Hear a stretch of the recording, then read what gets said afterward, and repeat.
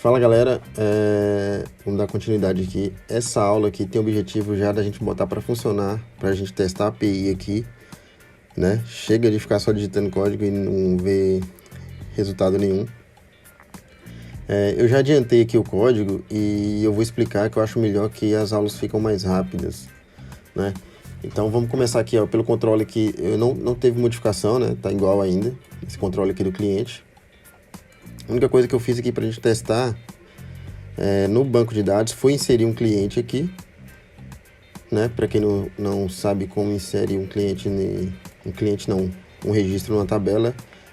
Essa aqui é a sintaxe aqui, né? Insert into, o nome da tabela, e você coloca os campos no qual você quer inserir, entre parênteses, depois values, e entre parênteses os campos respectivos, né? Os valores. Aqui seria o ID, aqui o nome, e-mail, telefone, endereço, e o create at aqui é a data de criação. E esse get date aqui, abre e fecha parênteses, ele pega a data atual, data e hora atual, que o banco está instalado. E é isso. Então aqui, se eu for buscar aqui agora dentro de cliente,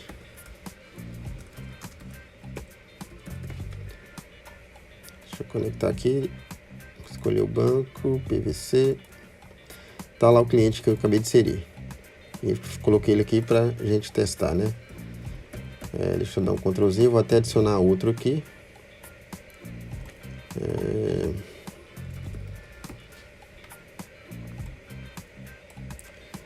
Colocar aqui só fictício mesmo. Inserir, agora a gente tem 2 clientes. Beleza. Vamos lá. O que foi alterado, né? Desde a última aula até agora. Ainda tem uns campos para mexer aqui nos controles, mas depois a gente implementa. Mas vamos no foco aqui, que é rodar o projeto. No response aqui, ó, nosso objeto padrão de response, né? Que já tinha as criações. Eu adicionei mais um aqui, nesse outro objeto, que um construtor para ele receber somente os reports, né? Só os erros aqui. Antes a gente tinha esse e esse. Agora eu já criei esse outro construtor aqui para a gente receber somente uma lista de reports, né? E ele passa lá para a base, né? Quem é a base? É de quem que a gente está herdando aqui, ó. Ele passa os reports que eu estou recebendo nesse construtor para essa base aqui. E essa base é esse objeto aqui de cima, né? A gente estava aqui. Nosso objeto response aqui tipado, né? Que tem um tipo. Ele tem como herança esse objeto. E quando eu passo só os respostas para a base, automaticamente ele cai no construtor aqui que espera só reports, né? Eu adicionei também aqui essa validação, que é essa interrogação aqui, que é o seguinte: se isso aqui for nulo, quando você coloca interrogação aqui, você está verificando, ó, é nulo isso aqui, então passa isso. Então, se aqui o que chegar for nulo, eu gero uma new lista de reports, né, uma lista vazia. Então, meu objeto aqui nunca vai ser nulo. Esse objeto que eu tenho aqui, ó, que eu estou preenchendo. Para não passar o que vem nulo dali, caso seja, eu dou uma nova lista aqui, ele vai gerar uma lista vazia. E por último, foi adicionado aqui também esse um processable aqui do tipo report, né? Só que, porém, com tipado aqui, ó. Ele espera um tipo, né? Para quando a gente não conseguir, a gente tiver algum erro dentro, somente o erro eu quero retornar. E todos os nossos retornos lá tem um tipo. Por exemplo, aqui. Na hora que eu estou listando o cliente aqui, ó. Quando eu busco lá, pode ser que tenha alguma validação aqui dentro desse cliente que eu tentei buscar. Se tiver alguma validação, que foi o que eu coloquei aqui, ó, ele quer que eu retorne, eu vou retornar não processado, porém, ele precisa que eu retorne um tipo, né? Que é uma lista de cliente response aqui, ó. Eu tenho que passar esse tipo com os reports dentro. Então, eu tenho que ter esse um processable aqui tipado. Então, eu coloquei aqui o tipo, né? Para esperar o tipo. É anônimo. E aqui eu espero uma lista de reports. E no retorno eu dou esse new response aqui tipado, que ele vai direto para aquele nosso report ali, ó, que eu criei agora, aquele construtor, tá vendo?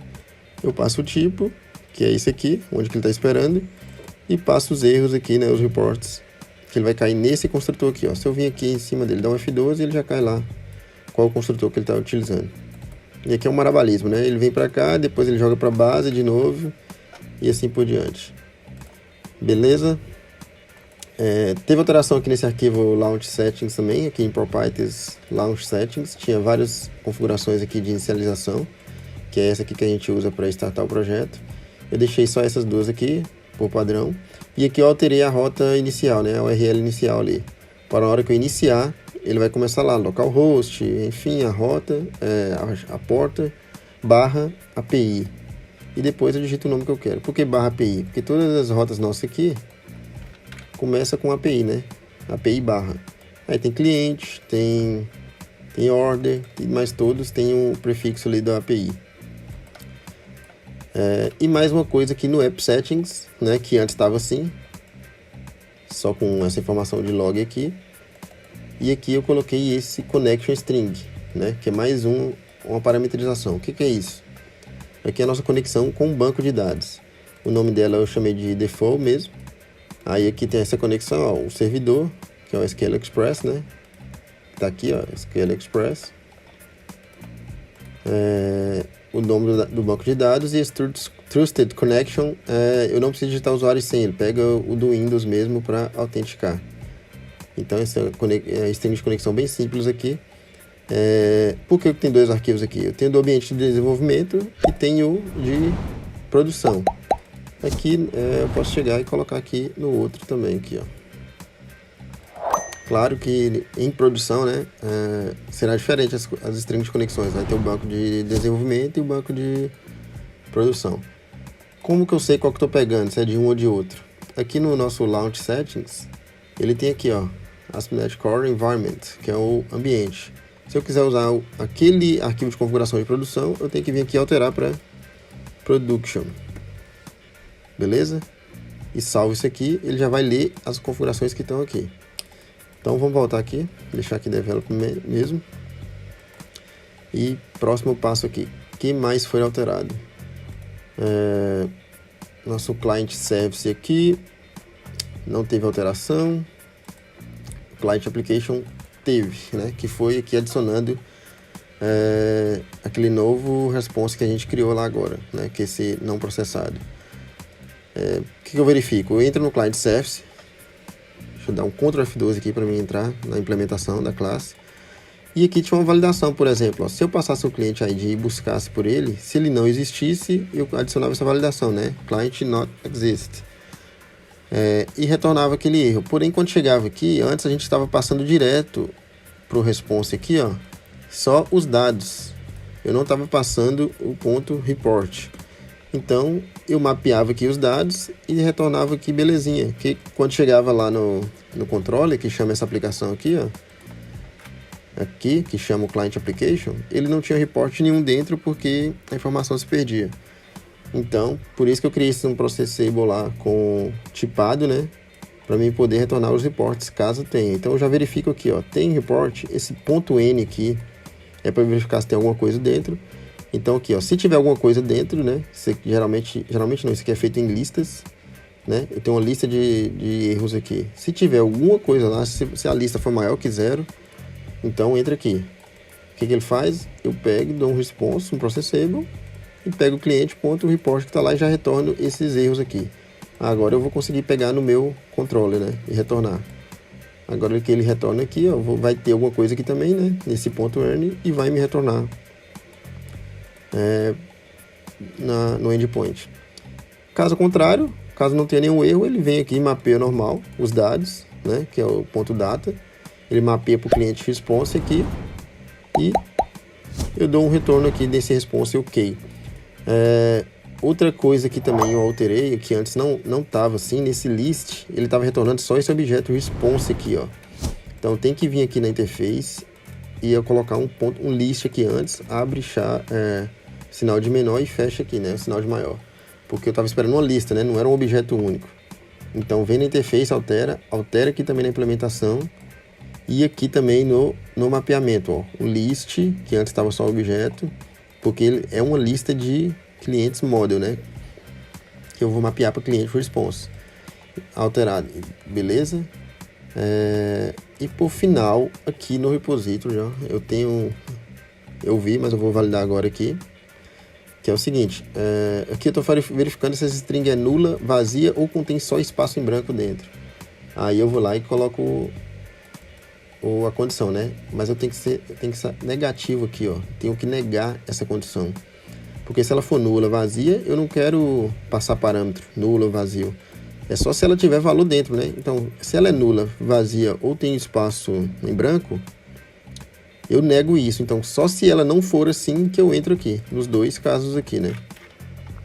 Aqui também eu tinha descoberto aqui, ó, esse from tá colado, dei um espaço aqui, porque lá na hora ele dá erro na hora de rodar o SQL. Beleza, já tem 10 minutos aqui, só de explicação dessa aula, mas vamos tentar aqui. Por último, eu tenho que registrar as nossas interfaces aqui, né? O que é registrar?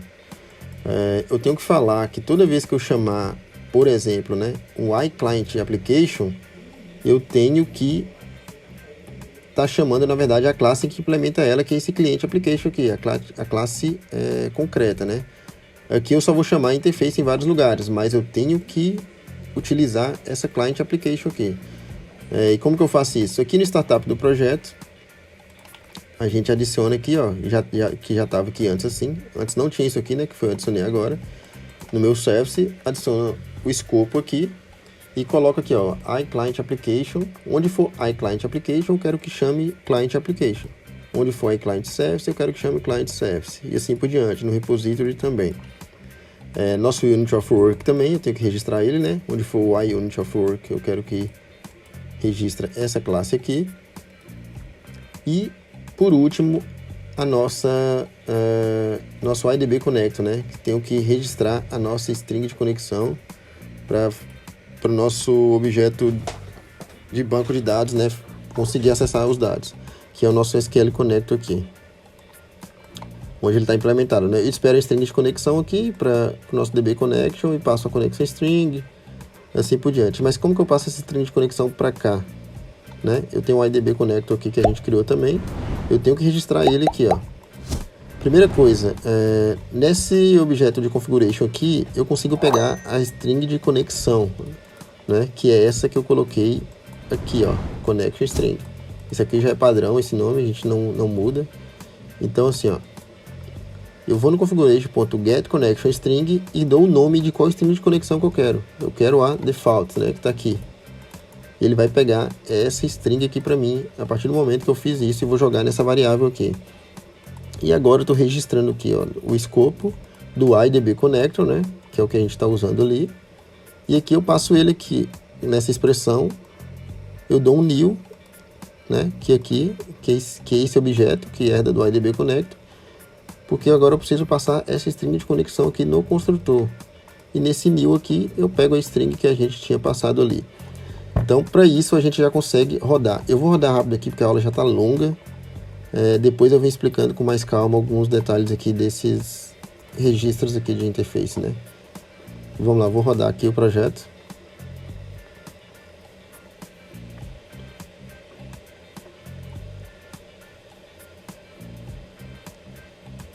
Ele já iniciou na rota ali, né, no API barra. Eu vou aqui em cliente, sem parâmetro nenhum, e é para pegar todos.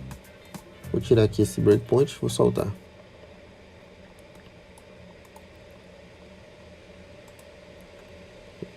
Pronto, aqui ele já me retornou nosso objeto com os dois clientes.